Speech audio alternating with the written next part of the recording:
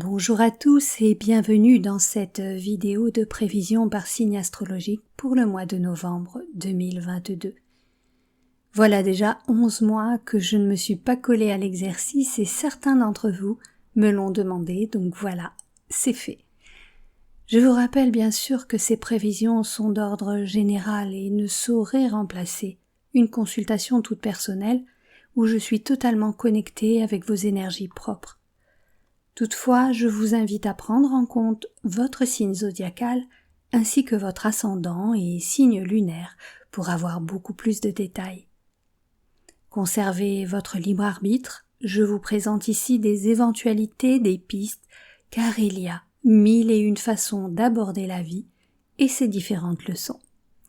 N'oubliez pas de mettre un pouce levé, un petit commentaire sympathique, un coucou, un merci, qui sont toujours appréciés pour le temps passé et cela fait également monter la chaîne dans les référencements YouTube. Et bien sûr, abonnez-vous et cliquez sur la cloche pour être averti de toutes mes publications.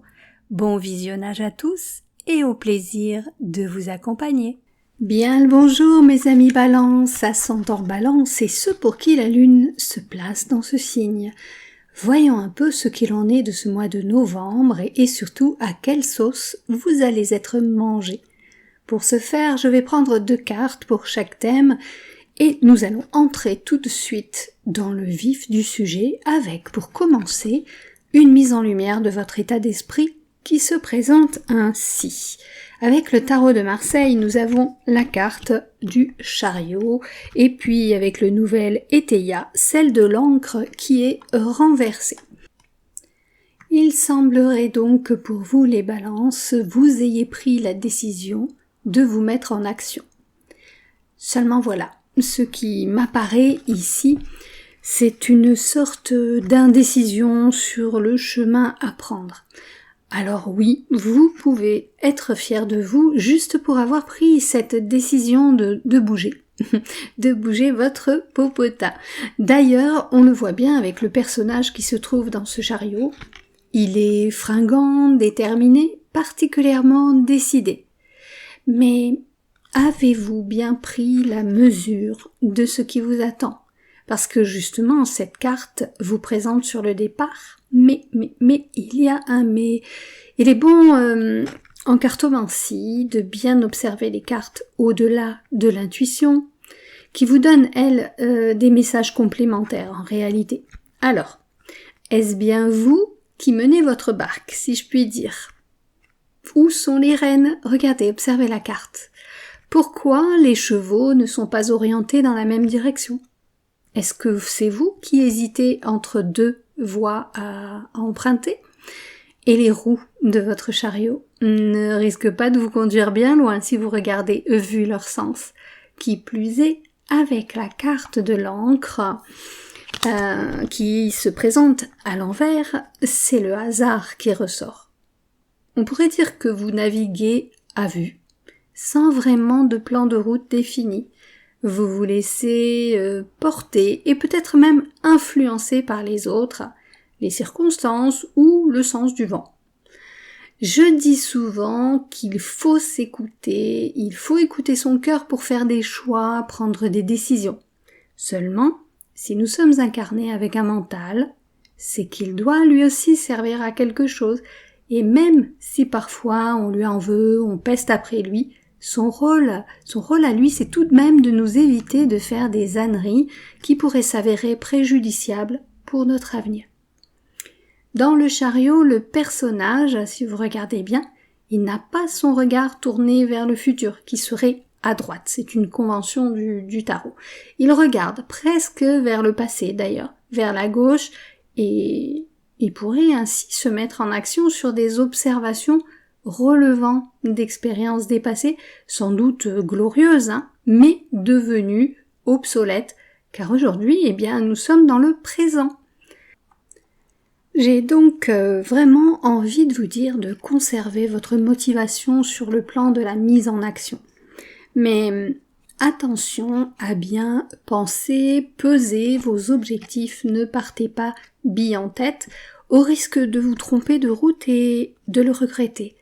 Conservez avec vous votre belle dynamique pour poser clairement les choses, quitte à les noter comme on pourrait le faire d'une recette qu'on est en train d'inventer, afin de vérifier que vous êtes en possession de tous les ingrédients, de tout le matériel, pour réaliser un mets délicieux, ou tout du moins mangeable.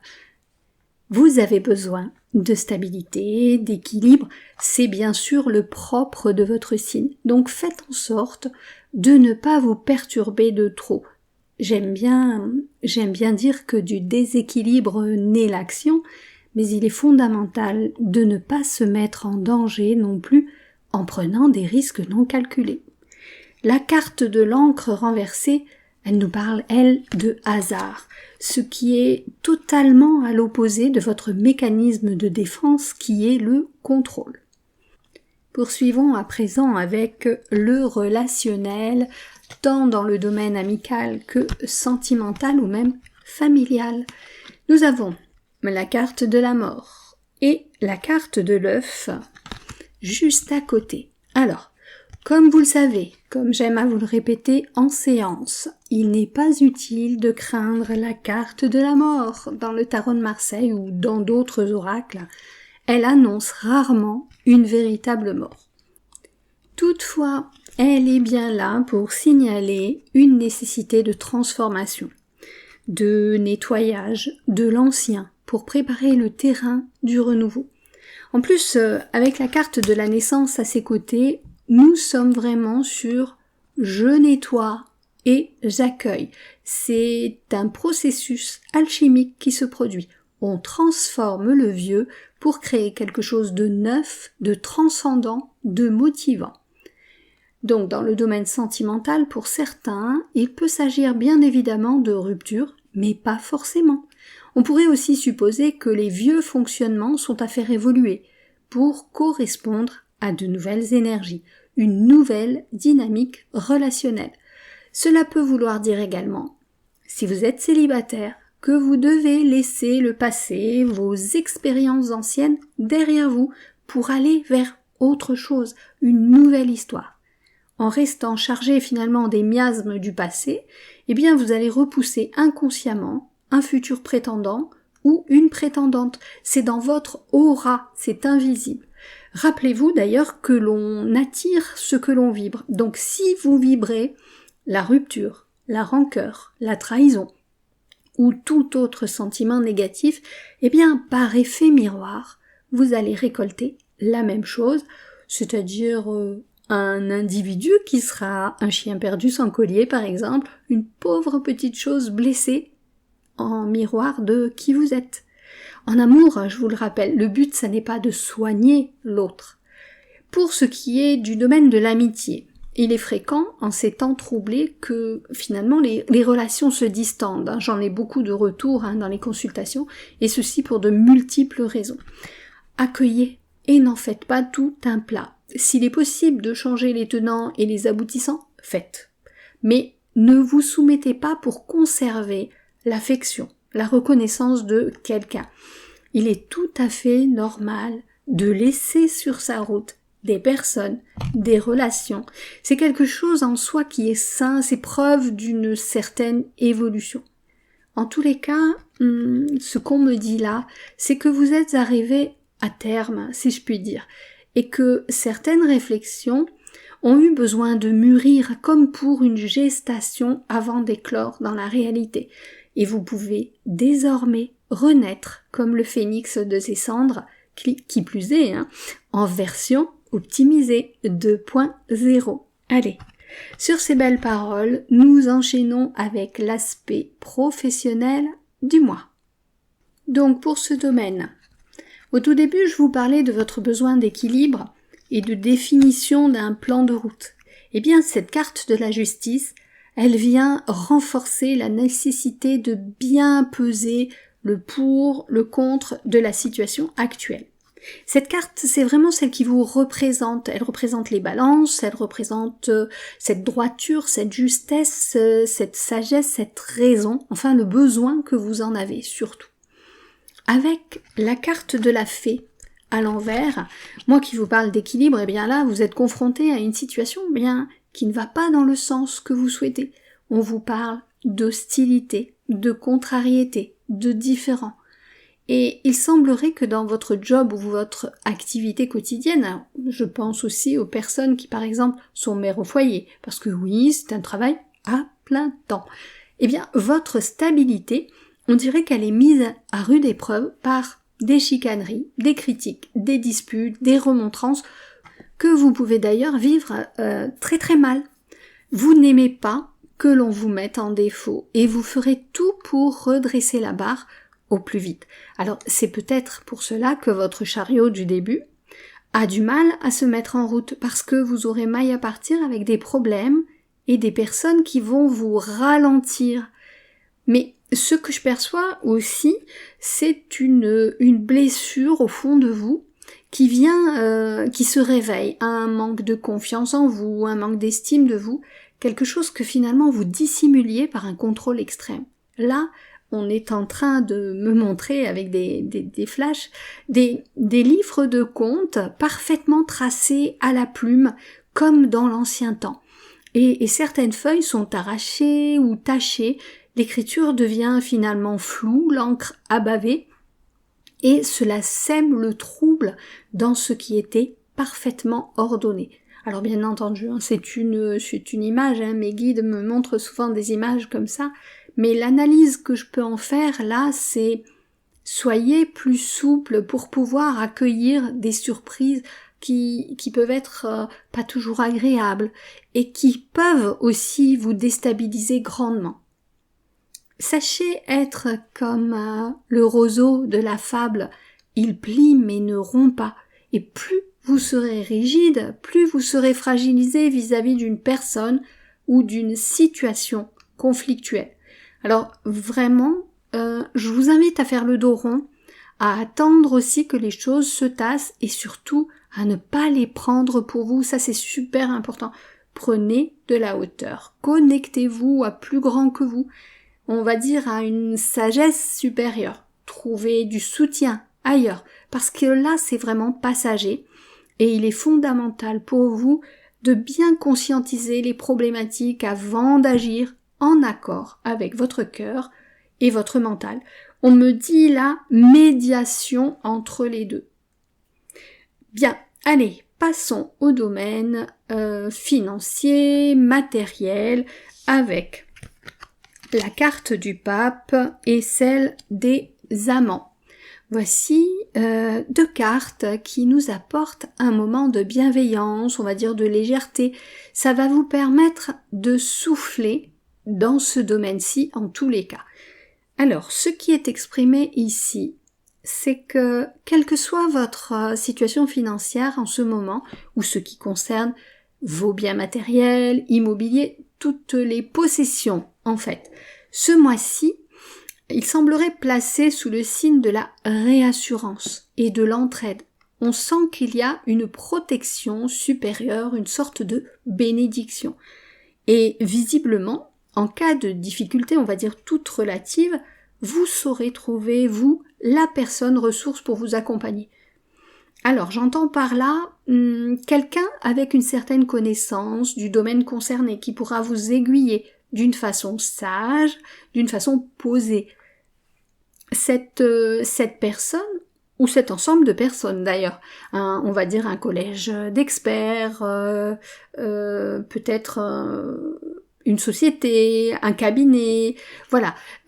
Ces entités, on va dire, ces entreprises mettront tout en œuvre et surtout tout leur cœur pour vous sortir d'une passe pas franchement agréable.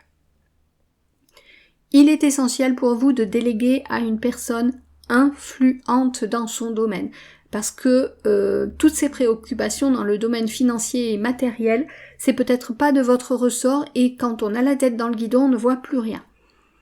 Ne pensez pas à être suffisamment armé pour arriver à vos fins. Vraiment, faites-vous conseiller et rangez votre ego dans la poche. Parfois, il est mieux de se montrer impuissant et d'avouer son incompétence et obtenir par quelqu'un d'autre une aide non négligeable. Enfin, cette carte des amants, elle vient pas nous parler d'amour, mais plutôt d'un engagement plaisant, d'une association agréable et excitante. C'est comme si pour certains, le fait de vous plonger dans des problématiques, eh bien ça réveillait en vous une certaine passion pour les chiffres, des quêtes au trésor, tout en rencontrant des personnes partageant des points communs avec vous. Je vous ai dit que ça ne concernait pas l'amour, mais il est possible que votre amant, votre maîtresse ou celui avec qui vous partagez votre vie soit cette personne ressource qui va vous épauler dans ces difficultés. En tout état de cause, cet enchevêtrement, il sera dénoué d'une façon sage, réfléchie, grâce à la mise en œuvre de plusieurs savoirs et implications, la vôtre et celle de personnes plus armées pour y faire face, des personnes dont c'est le job en quelque sorte. Alors, rassurez-vous, ceci est momentané et vous serez parfaitement accompagné. Maintenant, voyons voir quelles sont les cartes qui représentent le défi du mois. Nous avons le pendu et la colombe. Alors, ce mois-ci, c'est une période de maturation, ou plutôt la fin d'une période de maturation, mais on est encore sur une pause. Hein. On a vu avec le chariot qu'il ne démarrait pas, et là avec le pendu, c'est un peu statu quo. Vous êtes ici pour mieux peaufiner vos objectifs futurs, et il faut l'accepter. D'ailleurs, il vous est demandé d'accepter le non-agir, mais aussi de prendre en considération toutes les problématiques qui vous sont proposées et de les voir d'une façon différente d'à l'accoutumée. Prenez de la distance, de la hauteur, ne soyez pas dans l'émotionnel exacerbé ou trop dans l'analyse non plus. Empruntez ce qu'on appelle la voie du milieu, la voie du Tao, dans un esprit calme et paisible. Revenez en votre centre, alignez-vous entre ciel et terre, respirez avec le cœur, profitez de l'instant, le temps n'est pas encore à l'action, juste à la préparation et peut-être même à l'hibernation. C'est l'automne, l'énergie décroît, donc vivez au rythme de la nature, ayez des activités différentes de ce que vous faites habituellement, surprenez-vous, allez chercher la sérénité dans la surprise, le renouveau. C'est super important. À trop rester dans ses habitudes, finalement, on ne voit plus le présent autour de nous. Et là, cela vous fera du bien de secouer un peu la pulpe qui était restée dans le fond. Allez, pour terminer, la toute dernière carte, message issu de l'oracle de la vision intérieure, que je vous lis tout de suite, avant de vous rajouter quelques ressentis personnels. Donc, il est dit, en étant toi-même à chaque instant, tu seras véritablement apprécié à ta juste valeur et par les bonnes personnes. S'il vous plaît, les balances, il est important pour vous de reconnaître la belle personne que vous êtes. Et là, je ne parle pas d'aspect physique, mais plutôt de votre âme, de ce qui brille à l'intérieur de vous. Vous limitez à l'aspect extérieur. Pour vous faire apprécier, c'est une erreur. On n'aimera pas dans ce cas-là votre vérité, mais plutôt votre superficialité. Donc soyez-vous avec naturel. Le monde qui vient, eh bien ce monde il nous appelle à plus de vérité, d'authenticité. Trop souvent, vous êtes fourvoyé, empruntant des habits qui ne vous convenaient pas pour jouer un rôle qui lui aussi n'était pas le vôtre.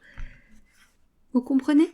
Voilà mes amis, je vous souhaite un excellent mois de novembre à tous et encore une fois, gardez de cette capsule ce qui fait écho en vous, car ceci est une interprétation globale et non personnalisée. Je vous embrasse. Vous voici maintenant arrivé au bout de cette capsule, j'espère qu'elle vous a plu. Avant de partir, pensez à liker, commenter et partager. Et si vous souhaitez une consultation avec moi, toutes mes coordonnées sont dans la barre de description, juste sous la vidéo. Je vous dis à très bientôt pour d'autres aventures.